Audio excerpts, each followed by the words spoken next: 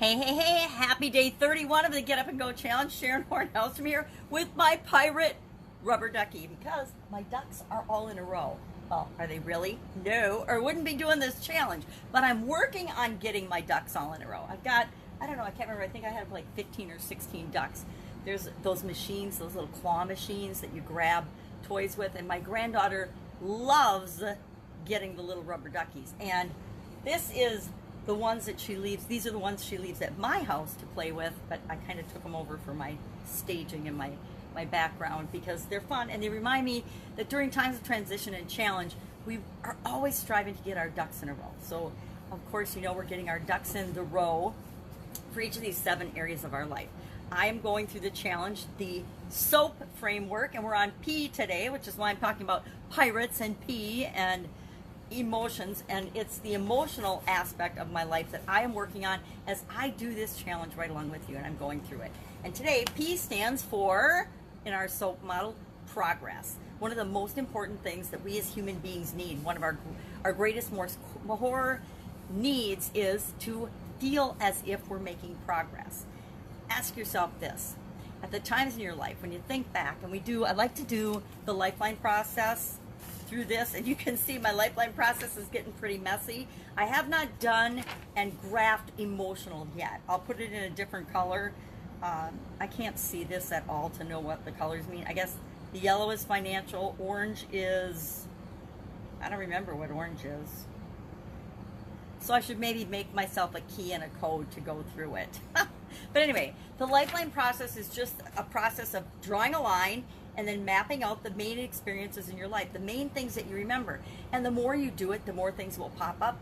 And it's not to focus on the past. I don't know if I've been clear, but the last thing we need to be doing is reliving and focusing on the past. Good or bad, the past has already happened. There's not a thing we can do about it.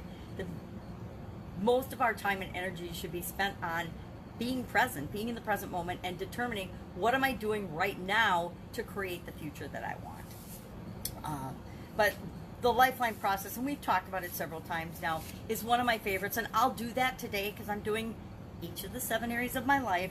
So I want to make sure I have 7 different colors on here, and I will put the key. Oh, orange is relationships. I've got a little R in the corner. So see, I even know myself that I'll forget things. So I will map out in a different color, maybe blue for emotional, or I don't know, what's a good emotional color?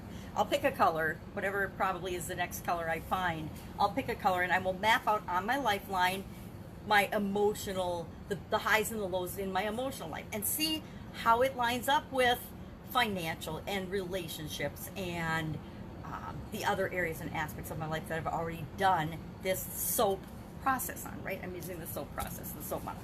So P, progress. That's one way of clearly looking at the results that it's my interpretation of the results, right? How it's always how I see the world. It's always how you see the world, because this comes really clear when I'm doing things with my sisters and my siblings, because all 4 of us grew up with the exact same parents, right? In the exact same house for our life. Yet the 4 of us are very, very different. We've had totally different experiences. And if you ask us, we would probably describe how we grew up in our childhood differently, right? Even though we all grew up in the same environment. We have different beliefs, different actions. We had different experiences, even growing up in very similar situations. And so it's always what things feel like to you. What my sisters and my mom, my dad's passed away, think is right for me, guess what? They're only right about 10% of the time, right? Because they don't know. Nobody knows you better than you. So when it comes to feeling like you're making progress, even there have been times in my life when I've been making progress according to other people on the outside, but on the inside, I felt like I was on a hamster wheel and I didn't feel like I was going anywhere. But the results that I was getting in things that other people see and judge looked like I was ascending at a massive rate. But inside, I felt like I was just doing the same thing over and over and over again. And since it wasn't the right thing for me, I'm talking about one of my businesses, it wasn't the right business for me to be in, even though everything from other people's point of view looked awesome, on the inside, I was just shriveling up and dying because it wasn't the right thing for me. And so you have to always think of progress and look at progress and analyze and do everything as, is this right for me? And you know if it's right for you or not, depending on how it makes you feel. If something makes you feel icky or anxious or depressed or sad or worried or doubtful or fearful, guess what? It is not right for you. Might be right for your brother, might be right for your sister, might be right for your cousins or your friends or your parents or your whatever, you know, your next door neighbor, but it isn't right for you. It's all based on how things make you feel. This is a huge lesson that's taken me decades to learn, and I still trip over myself and make the mistake of not listening to myself, meaning not just my brain and what looks good on paper, but my brain doing research and homework and thinking for myself. My heart, does this seem right to me? Does this fit with my core values and my goals and the direction I want to go with my life? And then my instinct, my gut, my feelings, does it feel right for me? And if it feels light and happy and positive and good, and you know, you get that, everybody's different, but I get that like tingly feeling when I know something is right for me. And I get an icky feeling. I know these are technical terms, tingly and icky. And when I know it isn't right for me. And it'll be different for each and every one of us. Some people get goosebumps. Some people get sick to their stomach or nauseous. Other people get headaches. Every one of us are different.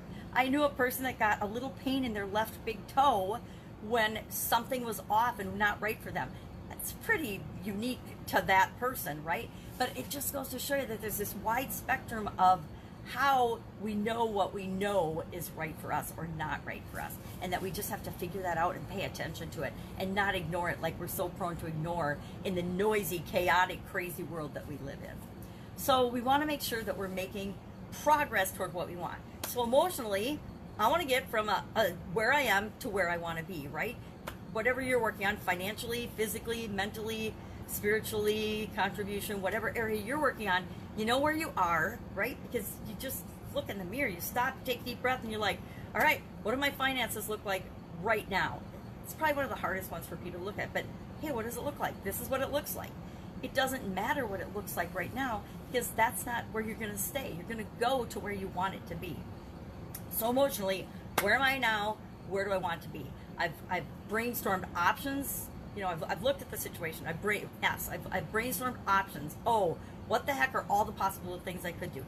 Yesterday, I took some action, and I did that exercise that I shared with you. And it's about love. Why? Because according to the emotional guidance scale, love has got the highest frequency, the highest vibrating energy. And so that's one that I'm always going to want to move toward, right? And it's love in general. There's all kinds of love, right? We're not here to judge or decide love. Love is love. And the most important love is, of course, the love of ourselves and taking care of ourselves. So where am I emotionally, and where do I want to be? And that exercise was great. It was interesting that they just did it for the first time yesterday. So I am committing to make progress to doing it for the next 30 days. So for the next 30 days, every day I will find the same 15 minutes, and I will, it's going to be, I've already decided it's going to be right after my granddaughter leaves, I go for a walk. And on my walk, there's a place that I like to stop where there's nobody around and I can just stop. And I normally don't like to stop during my walks, but I'm making an exception for this. I will stop during my walk, and I will spend 15 minutes in this place thinking about, I already forgot what it is, but I'm thinking about, I'm going to grab the book. I want to say myself, but that just doesn't sound right. I'm thinking about, think only about you, your value as a human being, your right to be, and your right to be loved. And I am going to do that for 15 minutes every day, and see how it makes me feel, and see what kind of a transition and an impact it has on my emotional health and my emotional well-being after 30 days. So I know that, I already know, it's just like if you meditate every day for 15 days, it has a huge positive impact, not only on the area of your life that you're meditating about, but on your life as a whole. Because guess what? When we have improvement in one area of our life, it helps to bring all the other areas of our life up. So that's what I'm committing to doing. And so our action item today, the thing I want you to do today is think about the area that you're working on, and to make progress, we just have to do one little thing every day, right? It doesn't have to be a big thing, but we want to commit to doing something something, even a 20-second thing, even if we just repeat affirmations about the area that we're trying to improve, that is doing something. It's actually doing more than 80% of the population, because 80% of the population isn't doing anything to move their life ahead. They're just going through the motions of living their life. So we want to make sure that we're in the top 20% of the world in our lives, or probably not listening to me. So how do we do that? We do one little thing a day, one small thing a day to contribute to our progress. So even if we have a terrible day in other areas and aspects of our life, we know that we've done the one thing that will help move us ahead in that area that we're working on, an area that we want to see improvement on. Guess what? If we just do one small thing every day to make us feel good, we have something to be grateful for, and we can build on that, because guess what? Even on terrible days, good things happen. Even on good days, sometimes terrible things happen. And it's what we choose to look at and focus on and concentrate on and make more of that will create more of in our life. So progress. And then progress is all about making continuous improvement. It's not about taking action every day, doing something every day, and expecting that it's going to work out and move you forward every single day. Guess what?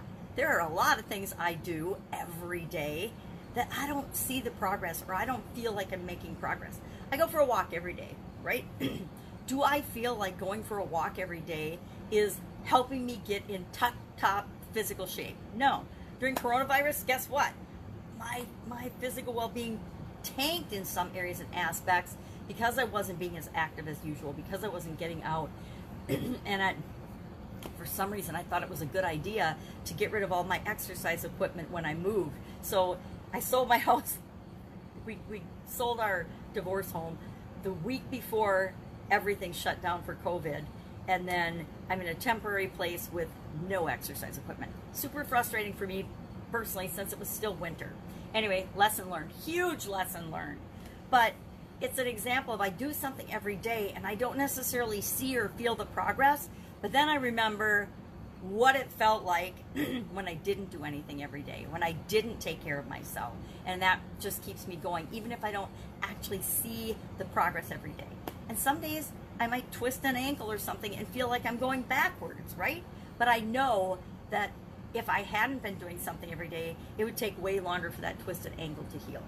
So continuous improvement, it's just getting a little bit better every day. That's how we master anything, right? It's how we do anything, is by practicing, committing time and energy to it and resources to it, and just chugging along until we get what it is that we want.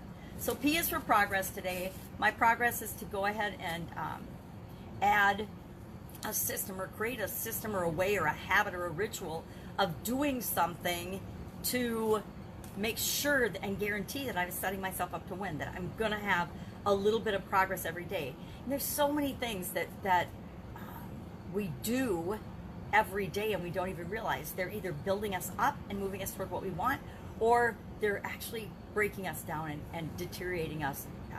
Everything. And I learned this in a training at the Gillette company with my ex-husband and another couple that was friends of ours. There was a training, and I can see our friend bought me a watch at that, which was very cool, and it had the 3 areas of training. It was people, time, and something else I don't remember.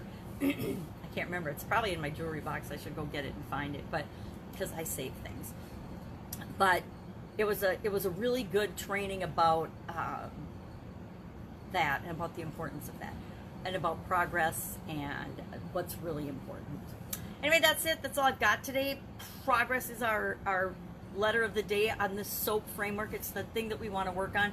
In the section below, in the comments below, just share one thing that you either did, how your action worked out, or one thing that you are thinking about doing moving forward to affect this area of your life. Now, if you've been going through the challenge with us for 30 some days now, today's day 31, if you're going through it that many days, you've been through this cycle enough. If you're using the same area of your life, like say you're working on your physical well-being as you go through the SOAP model with us each and every time, you probably have gotten some things that you are adding to your daily repertoire, that you're making a ritual or a routine or a habit. And maybe it's, hey, I exercise every other day, or my sister's trying this thing where she doesn't eat until noon, and then she doesn't eat anything after 8 p.m. I don't remember what it's called, but it's some kind of a fasting thing where you just eat between noon and 8 p.m. And so maybe you've decided to do something like that. Just share what you're doing and what you want to do moving forward to ensure that you've got progress toward what it is that you want in your life. That's it. That's our action item for today. If you have any questions, hit me up in the comments below. If I can help you with anything, direct message me.